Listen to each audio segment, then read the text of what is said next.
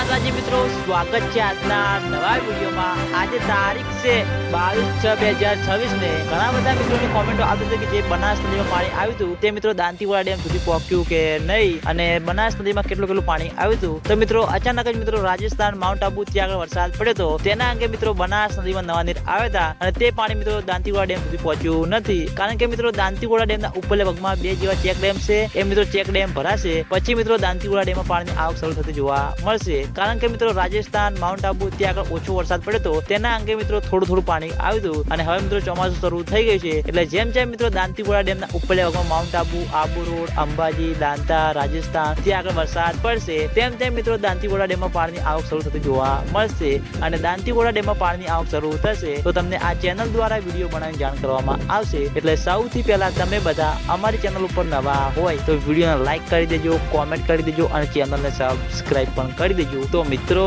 જય માતાજી।